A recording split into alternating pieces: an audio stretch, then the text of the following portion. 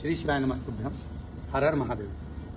श्रावण के पवित्र माह में आप और हम शिव महापुराण के पाठ में आगे बढ़ते हैं और प्रश्न संख्या 66 पर हम पहुंचते हैं। बड़े आनंद के साथ एक साधारण मनुष्य को, किसी नारी को, पुरुष को भगवान शंकर के शिवलिंग का निर्माण कैसे करना चाहिए उसका वर्णन शिव महापुराण करती है।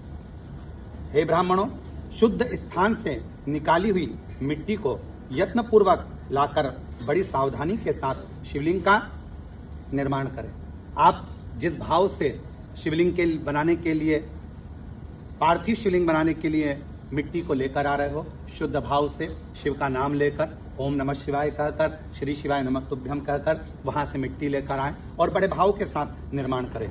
ब्राह्मण के लिए श्वेत, क्षत्रिय के लिए लाल, वैश्य के लिए पीली और शूद्र के लिए काली मिट्टी से शिवलिंग बनाने का विधान है।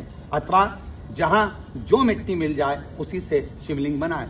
हमारे शिव महापुराण की कथा कहती है, यदि आपको आपके अनुकूल मिट्टी नहीं मिलती है तो जो मिट्टी आपके गमले में है, वृक्ष के नीचे है या अन्य स्थान पर है, उस शुद्ध मिट्टी को लाकर आप शिवलिंग का निर्माण कर सकते हैं। ये जरूरी नहीं कि आपको वही मिट्टी चाहिएगी या वही मिट्टी का आप लाकर शिवलिंग का निर्माण करेंगे। जो मिट्टी आपको मिल जाए, आपके क्षेत्र में जो मिट्टी आती हो, उस मिट्टी से पार्थिव शिवलिंग का निर्माण किया जाए।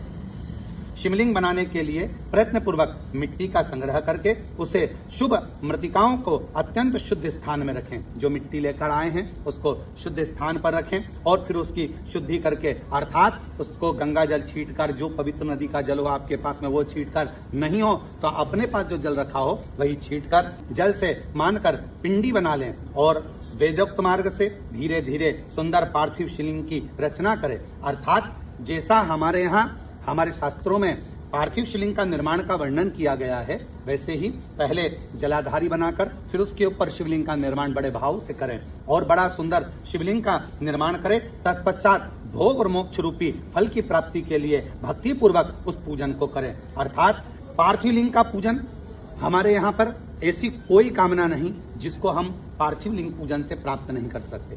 भगवान शिव की आराधना के अनुसार यदि आप पार्थिव का पूजन करते हो, जिस कामना से करते हो, चाहे भोग की कामना हो, मोक्ष की कामना हो, कोई वस्तु की कामना हो, कोई अन्य कामना हो, वो सारी कामनाएं बाबा देवाधिदेव महादेव पूर्ण करता है। श्री शिवाय नमस्तुभ्यम।